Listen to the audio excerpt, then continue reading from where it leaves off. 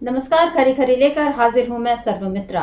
देश में अब लोकसभा चुनाव खत्म होने की ओर है। परसों यानी 1 जून को 7वें चरण की वोटिंग होने वाली है। इसमें वाराणसी भी शामिल है। इसके साथ ही 8 राज्यों की 57 सीटों पर चुनाव होने वाले हैं और इसमें प्रधानमंत्री मोदी की सीट तो है ही, इसके अलावा कंगना रनौत और पंजाब के पूर्व मुख्यमंत्री चरण सिंह चिन्नी, इन सब के किस्मत जो है वो दांव पर लगी है परसों। लेकिन परसों के लिए यानी 1 जून के लिए माना जा रहा है कि इस बार जो 7वें चरण का घमासान होने वाला है इंडिया गठबंधन और एनडीए के बीच, उसमें एनडीए की हार अभी से दिखाई देने लगी है। बीजेपी परेशान है और इस बीच बड़ी खबर ये है कि पीएम मोदी बुरी तरह फंसते हुए नजर आ रहे हैं। वाराणसी की उनकी सीट तो किस तरह से फंसी हुई है, इस बारे में हम लगातार चर्चा कर ही रहे हैं। इधर देखने में ये आ रहा है कि अब वो जो भी कदम उठा रहे हैं वो उन पर उल्टे पड़ते जा रहे हैं। कल पीएम मोदी कन्याकुमारी जाने वाले हैं, विवेकानंद मेमोरियल वो जा रहे हैं, जहां पर वो 1 दिन का ध्यान लगाएंगे, 2 दिन वहां पर रहेंगे। इसके साथ ही उन्होंने अभी जो हाल में गांधी को लेकर जो बयान दिया, उस पर भी मोदी बुरी तरह से घिर गए हैं। और इस बीच बीजेपी की हार को लेकर अब बड़े मजेदार तरीके से भविष्यवाणियां हो रही हैं। मतलब भविष्यवाणियां तो पहले से ही हो रही थी कि बीजेपी को 400 सीटें भी नहीं मिलेंगी और वो अब 200 के लिए भी तरसेगी। फिर खबर आ रही है कि अब 100 सीटें भी उसको मिल जाए तो बड़ी बात है। तमाम सर्वे यही बता रहे हैं, सेफोलॉजिस्ट का यही कहना है कि इस बार चुनाव बिल्कुल पलट गया है और 7वें चरण में अब बड़ा घमासान होने वाला है, जिसमें मोदी बुरी तरह से इस बार पिछड़ते हुए दिखाई दे रहे हैं। लेकिन इस बीच तेजस्वी यादव ने एक बड़े मजेदार तरीके से ये बताया कि पीएम मोदी के हार का या बीजेपी की हार का इस बार क्या कारण रहेगा, किन वजहों से और किन के कारण पीएम मोदी या बीजेपी हारने वाली है, इसको लेकर तेजस्वी यादव ने क्या कहा, इसको सुनते हैं।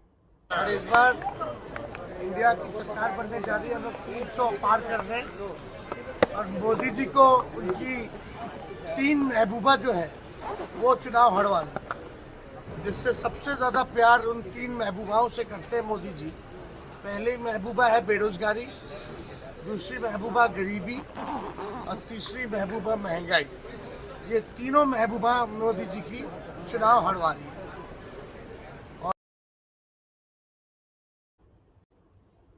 तेजस्वी यादव का ये कहना है कि पीएम मोदी की 3 महबूबाएं, जिसमें उन्होंने महंगाई, गरीबी और बेरोजगारी का नाम लिया। आप जानते हैं कि इंडिया गठबंधन शुरू से इन्हीं मुद्दों पर लेकर बीजेपी को घेरता आया है, पीएम मोदी से जवाब मांगते आया है कि साहब आप कुछ तो बोल दीजिए। 10 साल से आप इस सत्ता को संभाल रहे हैं, प्रधानमंत्री की कुर्सी पर बैठे हैं और आप क्यों नहीं गरीबी, महंगाई या बेरोजगारी पर कोई बात करते। जब 2014 में चुनाव आपने लड़ा था तो आप इन्हीं वादों के साथ आपने सत्ता संभाली थी कि देश में अच्छे दिन आप लाएंगे। आपने 2 करोड़ रोजगार का वादा किया था, हर साल 2 करोड़ रोजगार देने का। आपने हर एक भारतीय के खाते में 15 लाख देने का वादा किया था। आपने वादा किया था कि आप किसानों की आय दोगुनी कर देंगे। लेकिन नतीजा ये हुआ कि 10 सालों के शासनकाल में रुपया एकदम रसातल पर जा पहुंचा। महंगाई जो है वो चरम पर है, 7वें आसमान पर है। जो सिलेंडर कांग्रेस के जमाने में 400-500 रुपए का मिला करता था, अब उसकी कीमत 1000 से पार हो गई है। पेट्रोल और डीजल के दाम बढ़े हुए हैं, यानी हर चीज में महंगाई है। लोगों की थाली से भोजन जो है वो कम होता जा रहा है और इसके बावजूद आप ये दावा कर रहे हैं कि आप फिर से आएंगे, तीसरे बार भी आप ही आएंगे। और आप आएंगे तो लोग आपको क्यों सहन करेंगे। आपकी ये जो महबूबाएं हैं यही इस बार आपको डुबाएंगी। तेजस्वी यादव का ये जो बड़ा बयान है, ये अब बिल्कुल परसों जो चुनाव होने वाले हैं उस पर बड़ा असर डाल सकता है, क्योंकि परसों जिन राज्यों में चुनाव हो रहे हैं, 8 राज्यों की 57 सीटों पर जहां चुनाव होने वाले हैं, उनमें बिहार की और यूपी की 13 सीटें हैं और इसी यूपी से बीजेपी को हमेशा दिल्ली का रास्ता मिला है। लेकिन इस बार दिल्ली का रास्ता बीजेपी को शायद ना मिले, और क्यों ना मिले इसी पर आज हम चर्चा करेंगे। खरी खरी हमारे साथ मौजूद हैं हमारे ऑनलाइन एडिटर अमलेंदु उपाध्याय जी। अमलेंदु जी, बहुत बहुत स्वागत है आपका इस कार्यक्रम में। नमस्कार। आपने भी तेजस्वी यादव की ये बाइट सुनी, उनका ये जो अंदाज था कि 3 महबूबाएं जो हैं वो हराएंगी बीजेपी को, मोदी की 3 महबूबाएं, उन्होंने ये कहा। आपको क्या लगता है ये किस तरह का प्रहार ये इस बार मोदी पर साबित हो सकता है? क्योंकि सीधी सीधी भाषा जब विपक्ष बोलता है तो वो शायद उसका जवाब देना जब जरूरी नहीं, बीजेपी समझती, सत्ता पक्ष उसका जवाब नहीं देता। तो तेजस्वी यादव ने ये महबूबा शब्द का जिक्र क्या इसलिए किया है कि कम से कम इस पर तिल मिलाकर बीजेपी कुछ बोलने आ जाए सामने। देखिए समिता जी, मुझे लगता है कि ये थोड़ा मोदी जी की जो पिच है उससे थोड़ा सा अभी उस पिच में नहीं आए हैं तेजस्वी यादव। उससे काफ़ी ऊपर है, तो उससे थोड़ा सा उन्होंने बॉलिंग की है, हल्का सा छुआया है कि मोदी जी आप ही नहीं जानते हैं भाषा के साथ इस तरीके का निम्न स्तर पर जाना, हम भी बॉल नीची फेंक सकते हैं, और हम अगर नीची बॉल फेंकेंगे तो आपको परेशानियां ज़्यादा होंगी, क्योंकि हमारी बॉल जो सीधा हिट विकेट करेगी। तो ये तेजस्वी यादव ने थोड़ा सा नीची बॉल फेंक के हिट विकेट मोदी जी को कर दिया एक तरीके से। एक तो उन्होंने बताया कि मोदी जी की 3 महबूबा हैं, वो 3 महबूबा कौन सी हैं, तो वो 3 महबूबा उन्होंने बता दी कि महंगाई है, बेरोजगारी है, और क्या क्या वो सब उन्होंने बता दिया, उनकी कौन कौन सी महबूबाएँ ये तेजस्वी यादव ने बता दिया। यानी कुल मिला के सुमित्रा जी की प्रतीकों के जरिए तेजस्वी यादव ने भारतीय जनता पार्टी की और नरेंद्र मोदी की जो नीतियां हैं जिससे देश गर्त में चला गया है और जनता परेशान है, उन नीतियों पर ज़बरदस्त तरीके से हमला बोला है। इतना ही नहीं, बल्कि तेजस्वी ने एक और बात कही है, उन्होंने कहा है कि भारतीय जनता पार्टी पूरी तरीके से फंसी हुई है, हार रही है, और मोदी जी जो है या भारतीय जनता पार्टी अब चाहे तो पुतिन को, जो बाइडेन को भी बुला ले चुनाव प्रचार के लिए, तब भी कुछ होने जाने वाला नहीं है। तो यानी कि ये हमला जिस तरीके से बोला है, तो ये हमला जो है इस तरीके से भी कि वाराणसी में भी नरेंद्र मोदी फंसे हुए हैं, और अब चाहें तो वहाँ वो पुतिन को और अपने दोस्त जो हैं उनके कहते रहे हैं पुतिन को और जो बाइडेन को, जो अमेरिका के राष्ट्रपति हैं, उनको भी बुला लें, तब भी चुनाव से कुछ होने वाला नहीं है।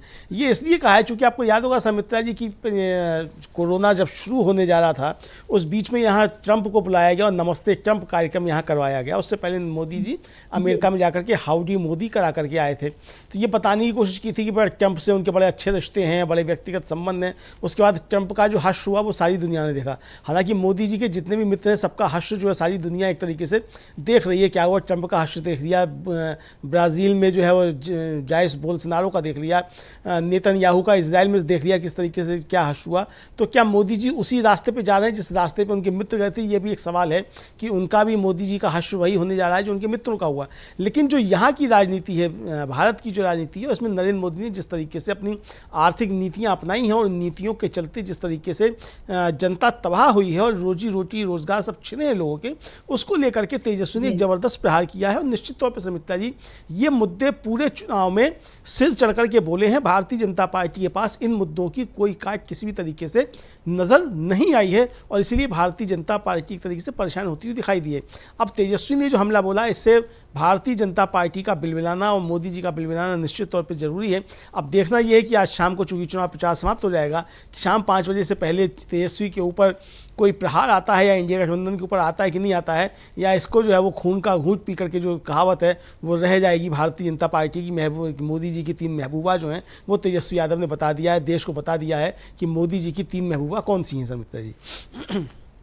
बिल्कुल, क्योंकि जब एनडीए को सत्ता में आना था, बीजेपी को सत्ता में आना था, तो उस समय महंगाई को डायन की तरह बताया गया था और उसमें यही मतलब वो गाना भी बहुत चल गया था कि महंगाई डायन खाए जाते हैं। अब यहाँ पर डायन शब्द का इस्तेमाल न किया, तेजस्वी यादव ने महबूबा शब्द का इस्तेमाल कर दिया। और आपने बिल्कुल सही कहा कि वो खून का घूंट पीकर रह जाएंगे, या फिर हो सकता है कि मोदी जी जब अभी जा रहे हैं, परसों कल वो जा रहे हैं, तो फिर वो विवेकानंद मेमोरियल में इस पर भी ध्यान कर सकते हैं कि आखिर ऐसी बात उनको क्यों कही गई। तेजस्वी यादव ने जो 3 कारण बताए मोदी की हार के या बीजेपी की हार के, वहीं अखिलेश यादव ने इसमें एक और कारण जोड़ा है और अखिलेश यादव ने भी बड़े चुटीले अंदाज में इस बार बीजेपी की हार की भविष्यवाणी की है। क्या कहा है अखिलेश यादव ने, इसको सुनते हैं।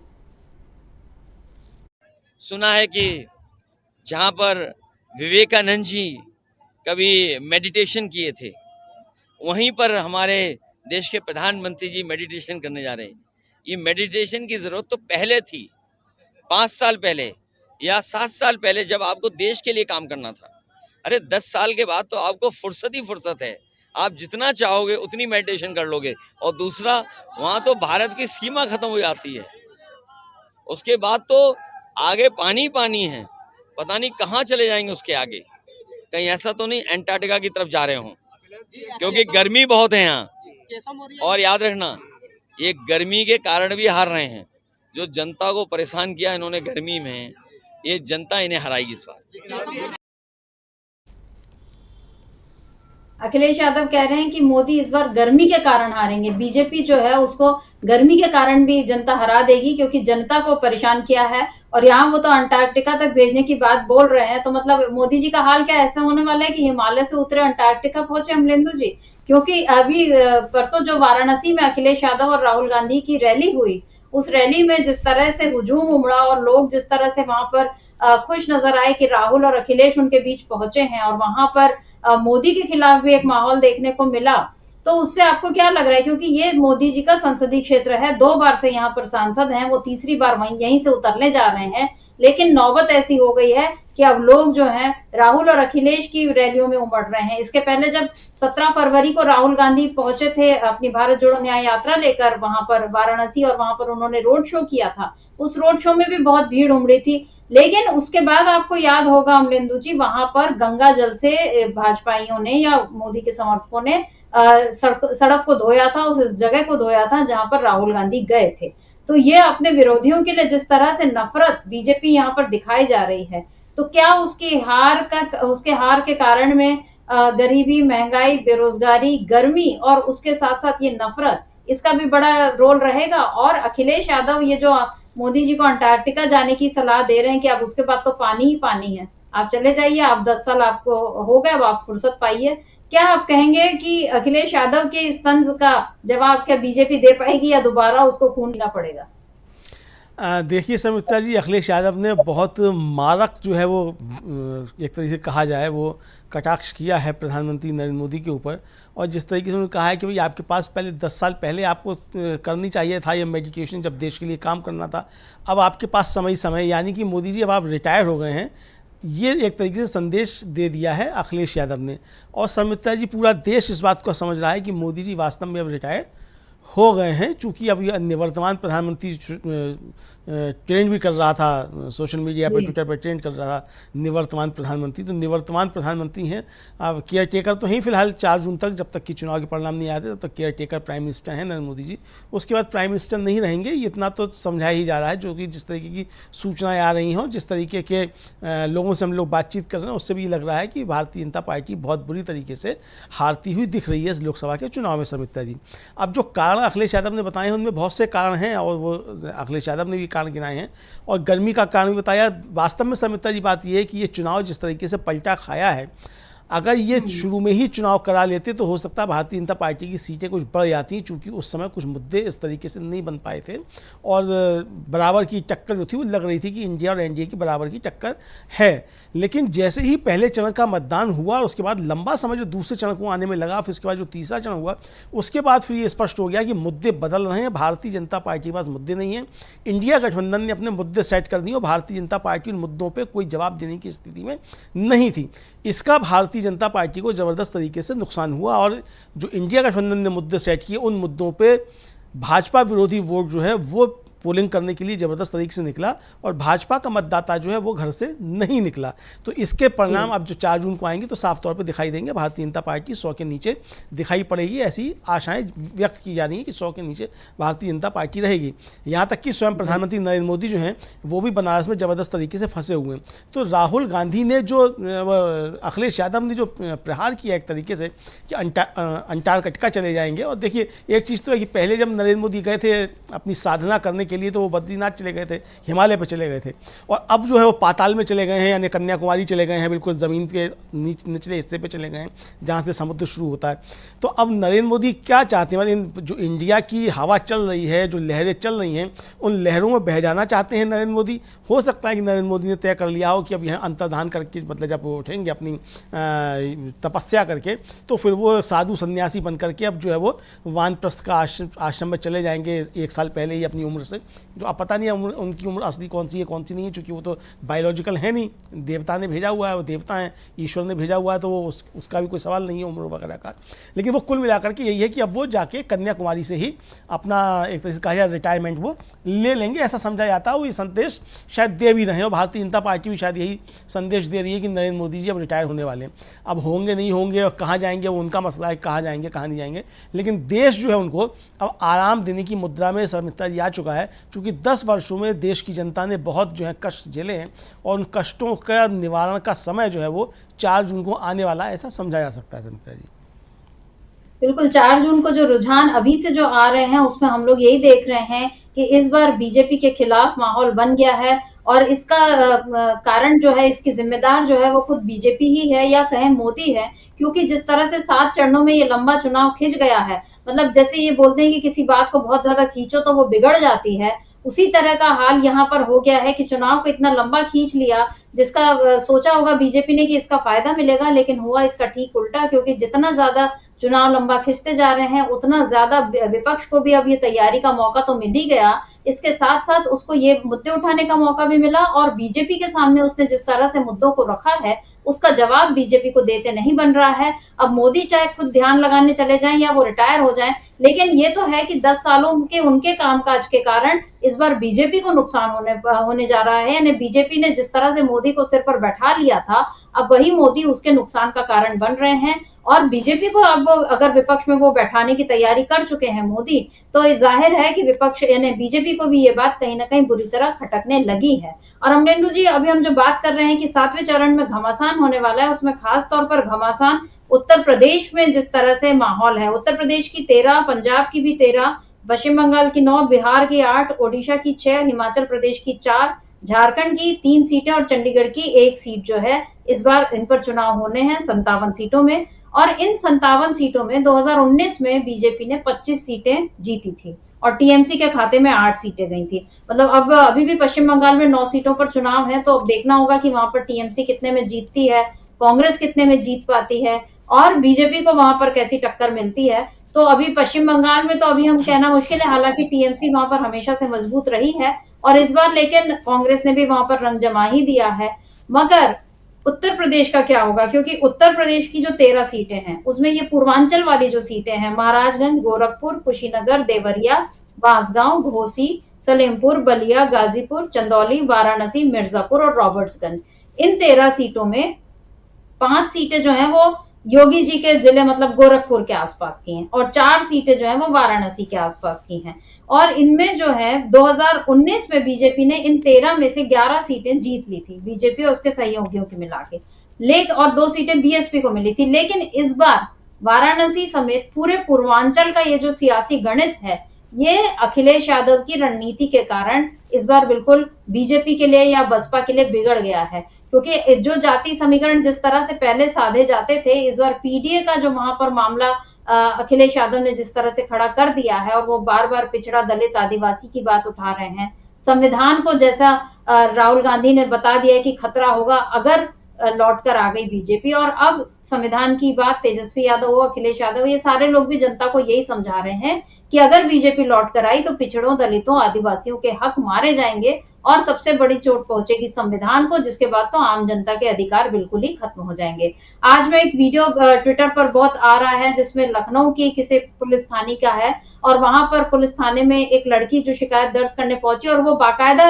अपने मोबाइल में रिकॉर्ड करके और वो बता रही है कि संविधान ने मेरे को ये हक दिया और मैं इसके पहले इतने लोगों को मेल करके आई हूँ और आप मेरी एफआईआर दर्ज करिए और आपको जो पैसा मिल रहा है वो हमारे टैक्स के पैसे से आपको तनख्वाहें मिल रही हैं, तो यह आपका काम है कि आप हमारी बात सुने। यानी लोग अब इस तरह से जागरूकता दिखा रहे हैं, संविधान की बात कर रहे हैं, अपने हकों की बात कर रहे हैं। अमरेंदु जी, आपको क्या लगता है कि पूर्वांचल में इस बार जाति के मामले में भी बीजेपी और उसके सहयोगी इस बार नुकसान में रहेंगे? और दूसरी बात, जिस तरह से संविधान का मसला उठ गया है, क्या इसको लेकर भी, क्योंकि वाराणसी है या पूर्वांचल के भी बड़े इलाके में जो दलितों की या पिछड़ों की जो उनका जो वोटर है वो काफी मुखर है और उसका काफी प्रभाव दिखता है वहां पर, क्या लगता है आपको, क्या इस बार समीकरण बैठेंगे? देखिए समिता जी, मैं अभी थोड़ी देर पहले खबर देख रहा था कि एक जो एग्जिट पोल और सर्वे वगैरह करते हैं उसके एक जो कर्ता धर्ता हैं उनका कहना है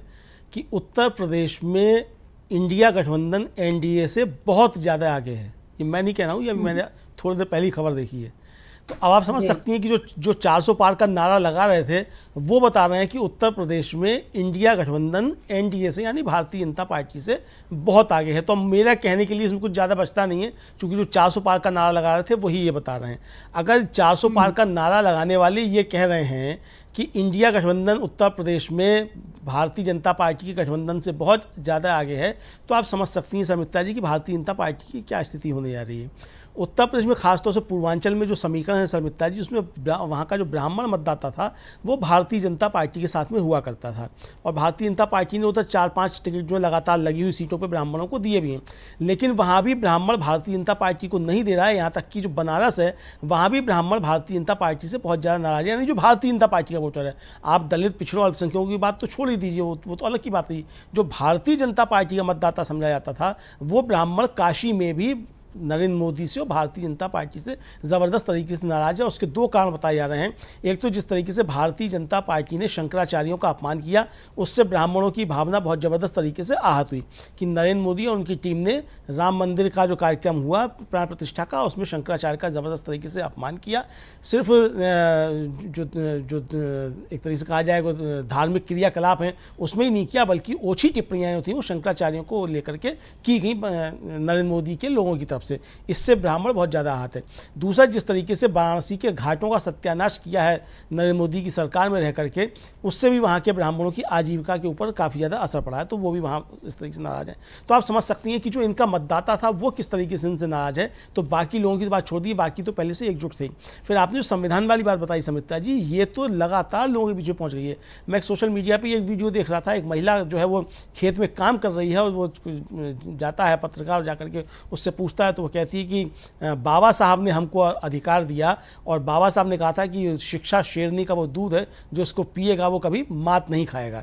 तो इस तरीके की बात करती है वो महिला जो है वो कह रही है कि बाबा साहब ने हमको संविधान दिया था, इस संविधान को हम हर हाल में बचाएंगे। और समिता जी, संविधान को बचाने की बात को लेकर के पूरे देश में अल्पसंख्यकों ने, दलितों ने और पिछड़ों ने इंडिया गठबंधन को वोट दिया है, जो कि खबरें आ रही हैं। चूंकि ये भावना लोगों में घर कर गई कि भारतीय जनता पार्टी अगर तीसरी बार आती है तो ये संविधान को ख़त्म करेंगे, आरक्षण को ख़त्म करेंगे और लोकतंत्र को ख़त्म करेंगे, चुनाव फिर नहीं होंगे।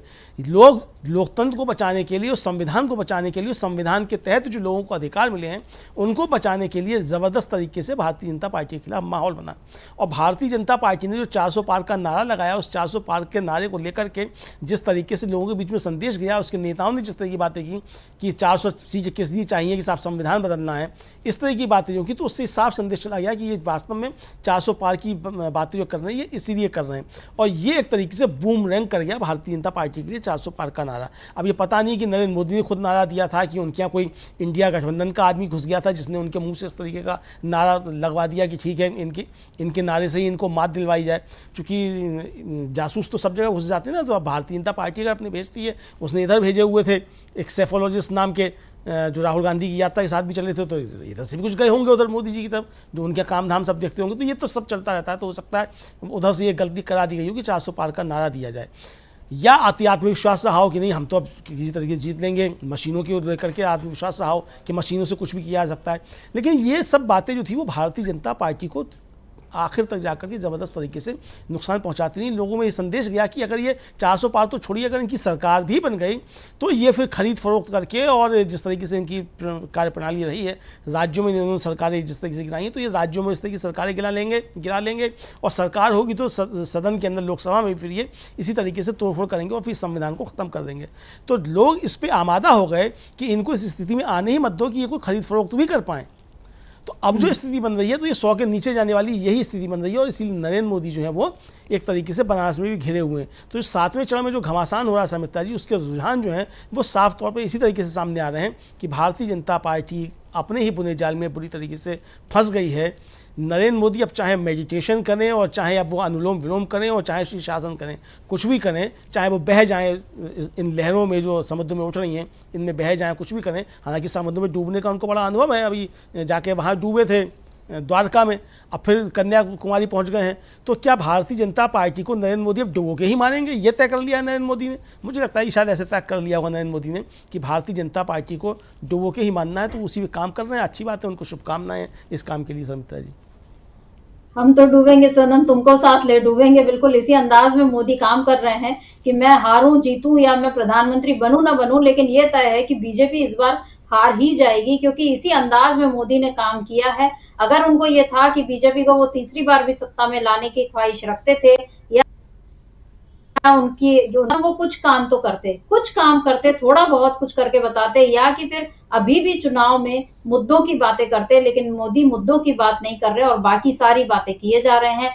मुझे तो ये लगता है कि अभी जो गांधी वाला बयान भी उन्होंने दिया कल, जिस पर हम लोग ने थोड़ी संक्षिप्त चर्चा की थी, क्योंकि तभी वो बयान सोशल मीडिया पर चर्चा में आया था और उसके बाद इसको लेकर पूरे मतलब माहौल बन गया है। अब राहुल गांधी ने भी उस पर कमेंट किया, तमाम कांग्रेस के नेता कर रहे हैं, बाकी लोग भी अब ढूंढ के दिखा रहे हैं कि देखो टाइम मैगजीन ने 3 बार महात्मा गांधी को कवर पे दिया था, और मतलब किस तरीके से Charlie Chaplin, Albert Einstein, Martin Luther King junior, इन सब के जो बयान है वो सामने अब दिखाए जा रहे हैं कि किस तरह से लोगों ने पहले गांधी जी के बारे में कहा था। लेकिन ये भी अमरेंदु जी, क्या आपको लगता है कि कोई एक स्टंट था मोदी का कि मैं अब गांधी पर ऐसा कोई बयान दे दूं कि अब ये जो 7वें दौर के पहले जो मुद्दों की बात होने लगी है, विपक्ष के उठाए मुद्दों पर लोग, अब जनता भी सोचने लगी है, तो अब इसको पूरी चर्चा को ही दूसरा रुख दे दूं, अब लोग गांधी की बात करने लगेंगे और मैंने जो इधर जो कहा है उसको लोग भूल जाएंगे, जो संडे मंडे वाला बयान था या उसका कुछ वो था, ये सारी चीजें, मतलब आपको क्या लगता है? आपकी बात सुनो इसके पहले हम राहुल गांधी का, उन्होंने कल जो मोदी को लेकर कहा, यानी गांधी वाली इनकी टिप्पणी पर राहुल गांधी ने जो कुछ जवाब दिया, वो क्या कहा राहुल गांधी ने, इसको सुनते हैं। शाखाओं में जिनकी वर्ल्ड व्यू बनती है वो गांधी जी को नहीं समझ सकते, वो गोडसे को समझते हैं, गोडसे के रास्ते को अपनाते हैं। गांधी जी पूरी दुनिया के लिए एक इंस्पिरेशन थे। Martin Luther King junior, Nelson Mandela, Albert Einstein, ये सब लोग गांधी से इंस्पायर हुए।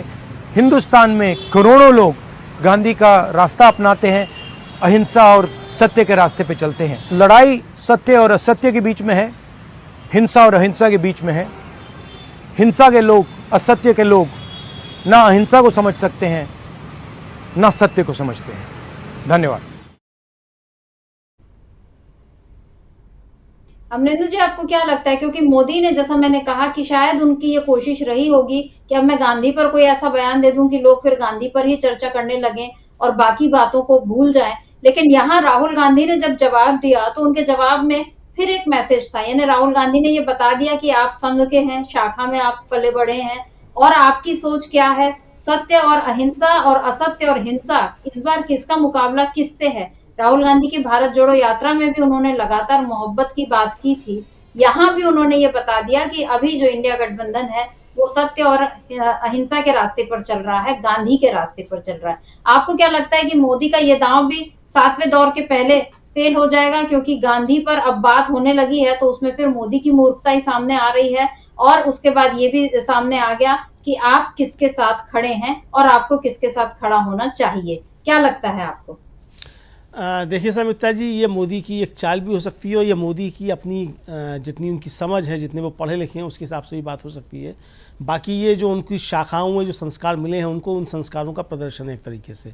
तो चूँकि आरएसएस जिस तरीके से गांधी जी को लेकर के हमलावर रहता है और जिस तरीके से गोडसे के पीछे ये सब खड़े रहते हैं एक तरीके से, तो इनकी हिम्मत नहीं पड़ती है कि ये गोडसे के साथ खुल करके खड़े हों। अरे नरेंद्र मोदी में अगर हिम्मत है तो खुल के कहें कि गोडसे के नाम पर वोट मांगे, रोका किसने? भाई संविधान भी नहीं रोकता कि आपको गोडसे के नाम पे वोट मांगने के लिए, मांगिए गोडसे के नाम पे वोट। और फिर भारतीय जनता पार्टी जब बनी थी समिता जी, तो सबसे पहला उनका नारा जो था वो गांधीवादी समाजवाद था।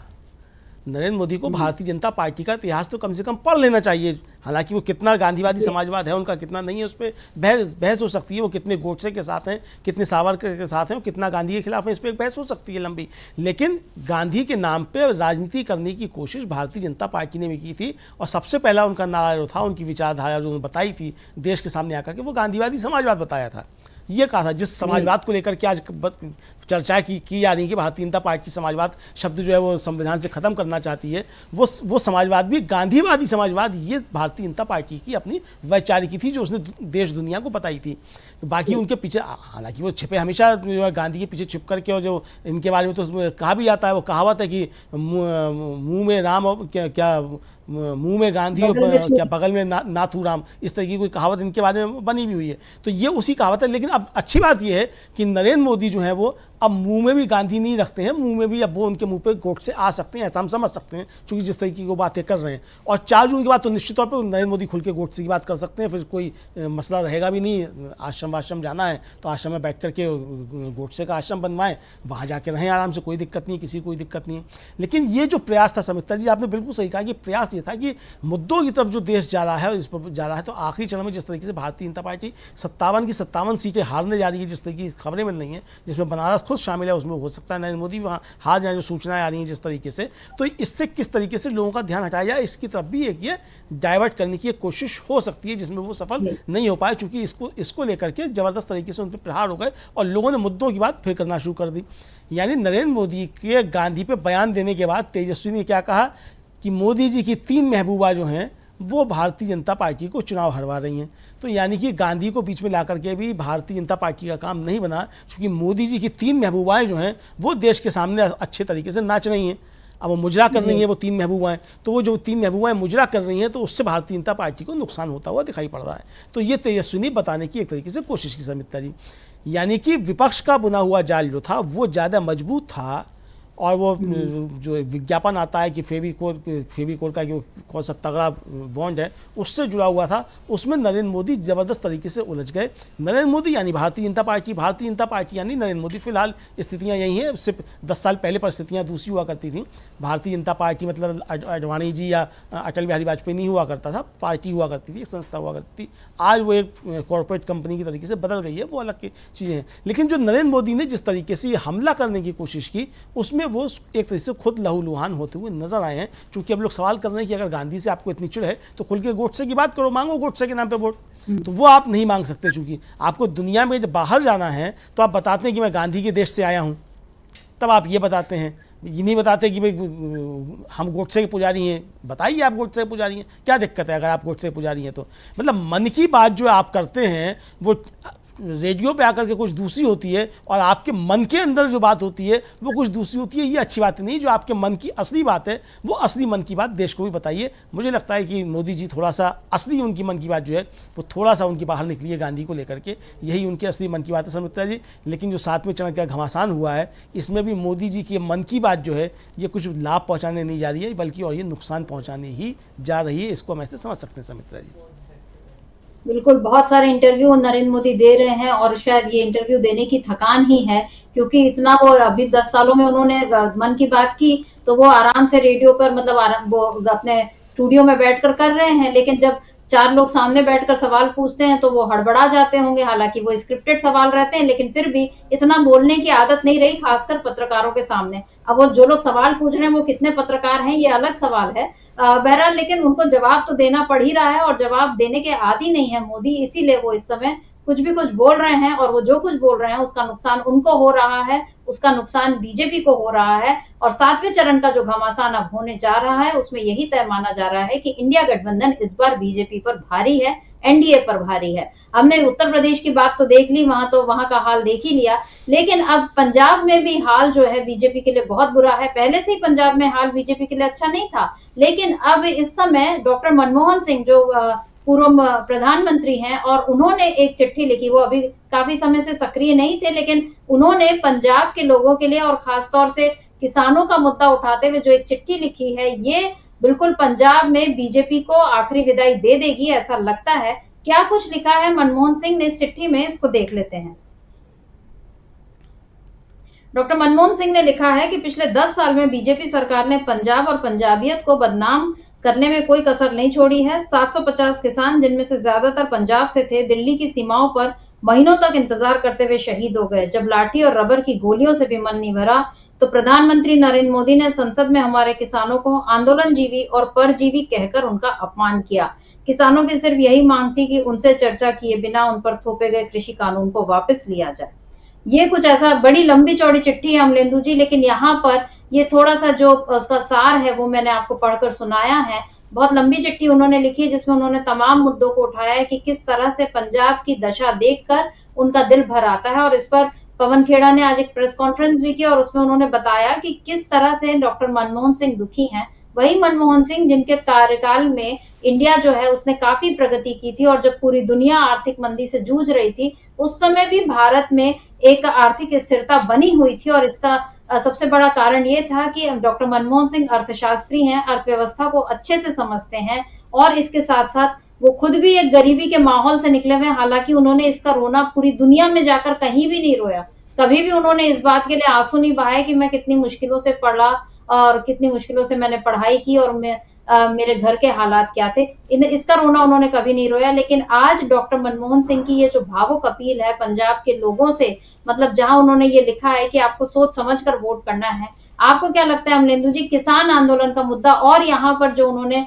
याद दिला दिया कि मोदी जी ने आप पर गोलियां भी चलवाई थी और वहां पर संसद में आपके लिए आंदोलन जीवी और परजीवी शब्द जो इस्तेमाल किया था, ये सीधे सीधे अन्नदाताओं का अपमान था। इतना अपमान पूरे मतलब 70-75 सालों में भारतीय किसानों का कभी नहीं हुआ। किसान गरीब रहे, उनको तकलीफें रही, कर्ज उनके ऊपर चढ़ता रहा, उन्होंने आत्महत्याएं की, बहुत सारा उनके साथ हुआ, लेकिन कभी भी इस तरह से उनके आत्मसम्मान को ठेस नहीं पहुंचाई गई जैसा मोदी सरकार ने किया है। आपको क्या लगता है कि किसान आंदोलन, मतलब ये हो गई पुरानी बात, 2020 की बात है, लेकिन क्या अब ये अब 5 साल बाद भी मोदी सरकार के गले की फांस बन सकती है, बीजेपी की हार का कारण बन सकता है अमलेंदु जी?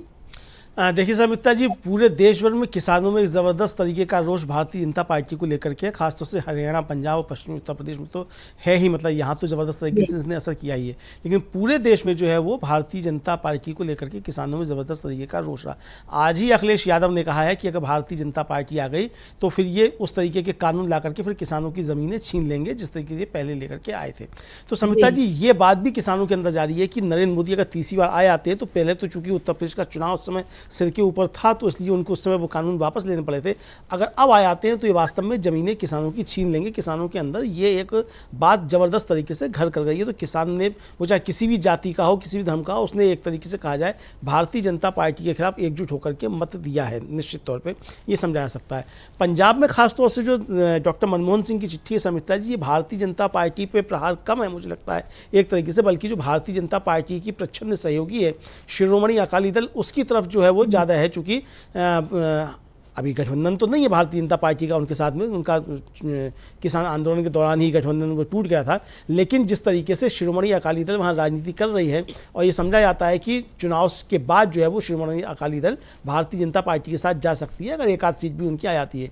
तो यानी कि वहाँ शिरोमणि अकाली दल को भी नहीं कुछ मिलने पाए। तो ये याद जो है डॉक्टर मनमोहन सिंह ने दिलाने की एक तरीके से कोशिश की है कि जो भारतीय जनता पार्टी के पर्दे के पीछे छिपे हुए सहयोगी हैं उनसे भी सावधान रहने की आवश्यकता है। ये संदेश डॉक्टर मनमोहन सिंह ने एक तरीके से दिया है समिता जी। तो डॉक्टर मनमोहन सिंह का पंजाब को संबोधित करना निश्चित तौर पे पंजाब में एक कांग्रेस के लिए संजीवनी का काम कर सकता है। वहाँ हालांकि इंडिया गठबंधन ही से आमना सामना है, दोनों दल वहाँ आमने सामने है, कांग्रेस और आम आदमी पार्टी, लेकिन कांग्रेस अगर वहाँ ज़्यादा करती है तो ये कांग्रेस के लिए केंद्र की राजनीति में आने के लिए एक अच्छा एक होगा। तो इसीलिए डॉक्टर मनमोहन सिंह की चिट्ठी पंजाब के किसानों के लिए खासतौर से गई है समिता जी। इसका मुझे लगता है कि आने ये जो आखिरी चुनाव बचा है इसमें इसका असर हमको देखने को मिलेगा और पंजाब एक नए दिशा में, एक नए रास्ते पे जाता हुआ निश्चित तौर पे दिखाई देगा और उसमें डॉक्टर मनमोहन सिंह की इस चिट्ठी की भूमिका भी निश्चित तौर पे होगी समिता जी। बिल्कुल, बीजेपी की हार के लिए ये जरूरी है कि पंजाब की 13 सीटों में भी उसको कुछ हासिल ना हो, और इसी के लिए कांग्रेस ने जो तैयारी की और डॉक्टर मनमोहन सिंह ने जिस तरह से चिट्ठी लिखी, जैसे सोनिया गांधी ने रायबरेली पहुंचकर वहां पर उन्होंने प्रचार किया था राहुल गांधी के लिए, उसी तरह से डॉक्टर मनमोहन सिंह की ये चिट्ठी भी बीजेपी मतलब कांग्रेस के लिए पंजाब में एक बड़ा काम कर सकती है, क्योंकि यहाँ से लोगों का उनका भावनात्मक लगाव है और वो ऐसे किसी नेता की जब बात सुनते हैं तो लोगों पर इसका प्रभाव पड़ता है। और यही सब बातें बता रही हैं कि 7वें चरण का जो घमासान होने जा रहा है उसमें जो रुझान भी अब सामने आने लगे हैं कि बीजेपी के लिए इस बार बहुत बड़ा नुकसान दिखाई दे रहा है, और खास तौर पर यूपी और पंजाब और बिहार की उन सीटों पर जहां से बीजेपी को बहुत ज्यादा उम्मीदें थी। और अब कल जो प्रधानमंत्री जा रहे हैं कन्याकुमारी, हमने पहले बताया कि वो विवेकानंद मेमोरियल में जाकर ध्यान लगाने वाले हैं, 24 घंटे वो मौन रहेंगे, ऐसी उनकी तैयारी है। इससे पहले 2019 में भी उन्होंने यही काम किया था, केदारनाथ की गुफा में वो पहुंचे थे। इस बार वो विवेकानंद मेमोरियल जा रहे हैं, लेकिन क्यों जा रहे हैं और क्या उनके जाने से वहां पर मीडिया नहीं पहुंचेगा, क्या उनके बारे में खबरें नहीं आएंगी, और अगर खबर आती है तो ये एक तरह से सीधे सीधे चुनाव आचार संहिता का उल्लंघन भी होगा, क्योंकि मोदी के बारे में प्रचार तो हो गई, जबकि खुद उनके संसदीय क्षेत्र में चुनाव भी है, और चुनाव का जो आज प्रचार की मियाद तो आज ही खत्म हो रही है। इन्हीं सब बातों को लेकर कांग्रेस का एक दल चुनाव आयोग से मिला, और वहां से निकलने के बाद क्या कुछ कहा अभिषेक मनु सिंघवी ने, इसको सुनते हैं। जो हमने कहा चुनाव आयोग को कि किसी परोक्ष रूप से साइलेंस पीरियड में जो चुप्पी रहने का समय होता है 48 घंटे चुनाव के पहले, उसमें कोई भी नहीं, चाहे कितना बड़ा लीडर हो, वो किसी रूप से, सीधे रूप से या परोक्ष रूप से कैंपेनिंग नहीं कर सकता। हमें कोई आपत्ति नहीं है, कोई व्यक्ति, कोई लीडर कुछ भी करे, मौन व्रत रखे या कैंपेन करे, लेकिन वो साइलेंस पीरियड में इनडायरेक्ट कैंपेनिंग नहीं होनी चाहिए। हमने ये कंप्लेंट रखी है कि माननीय प्रधानमंत्री ने जो घोषणा की है कि वो एक मौन व्रत में बैठेंगे 30 तारीख की शाम से। आप जानते हैं कि जो चुप्पी का समय है वो 30 तारीख की सुबह 7 बजे से लेकर 1 तारीख तक चलता है। ठीक उसके बीच में माननीय प्रधानमंत्री ने घोषणा की है, ये सीधा आदर्श संहिता का उल्लंघन है। ये वो तौर तरीके हैं जिनसे आप या तो कैंपेनिंग कर रहे हैं या अपने आप को प्रसारित कर रहे हैं सभी चैनल्स द्वारा, प्रिंट मीडिया द्वारा।